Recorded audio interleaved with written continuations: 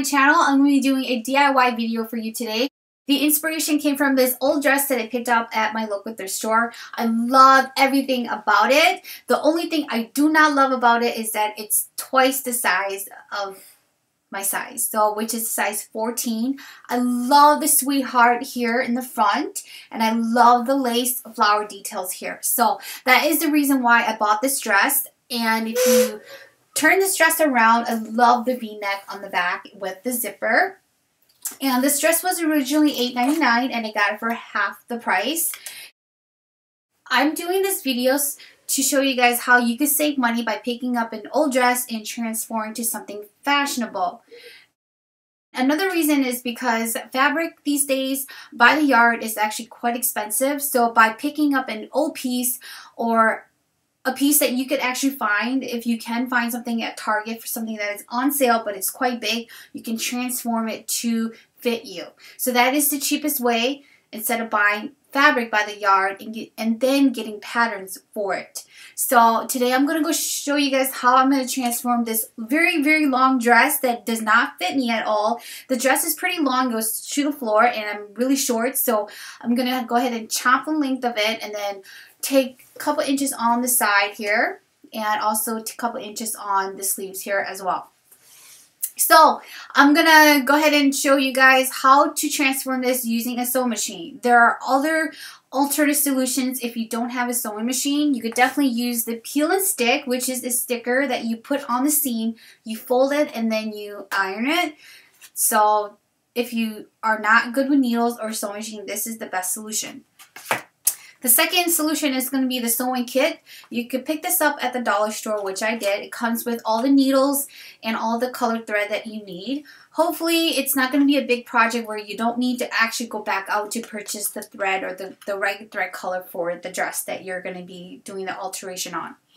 So, I'm going to go ahead and wear this dress before the alteration, and I'll show you guys how it looked after, so you guys could actually see the result of this dress.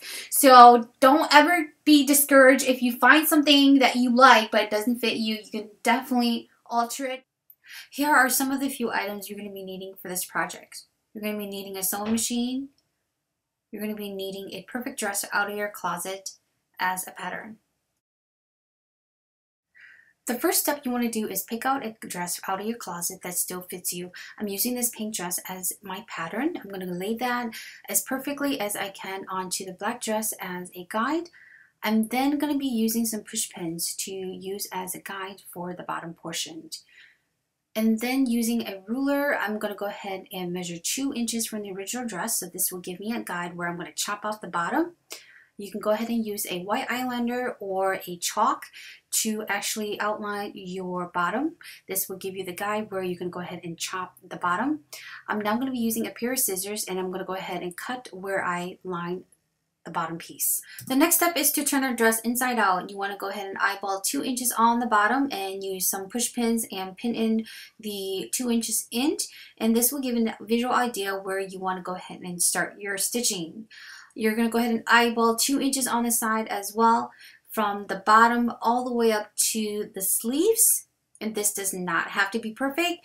You want to go ahead and fold that over and eyeball that 2 inches on the other side, pin from the bottom all the way to the top. And you're not going to cut this until the end of the video, and you'll see why. The next step is to hem the bottom. I'm using a straight stitch for this, and I'm eyeballing where I want my first stitch to be. So it's like pretty much dead center, and you want to use your sewing machine ruler to guide your stitching, and this is how it should look like. Once you're done with your bottom piece, you're going to go ahead and start hemming your side. I'm using a zigzag pattern for this. The reason is because zigzag does stretch better than a straight stitch. You want to stitch this not as close to the edge. You want to give enough clearance because you're going to go ahead and do a zigzag pattern twice. Just make sure you start all the way from the bottom and work your way up to the sleeves. Once you're done with your first zigzag pattern, you're going to go ahead and cut as close as you can to your zigzag pattern.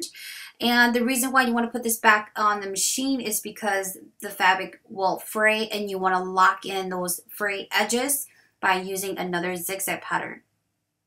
So the next step is using another zigzag pattern to lock in those frayed edges. Now you want to put the fabric as close as you can to the edges and lock in those frayed edges. Just make sure to take your time. I know this process can be difficult, and this is how it should turn out. So that is my Refashionable outfit. I hope you guys enjoy the DIY project. If you want to see more, please comment below.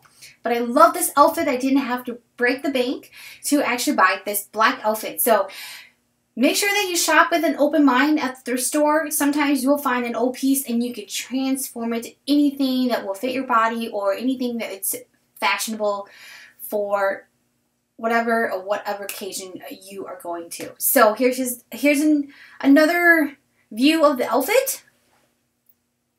So I took 3 inches off on each side, in case you're wondering, because it is a size 14, so I had to make sure that I alter it to my size. So that is it. Thanks you guys for watching. I will see you guys on the next video.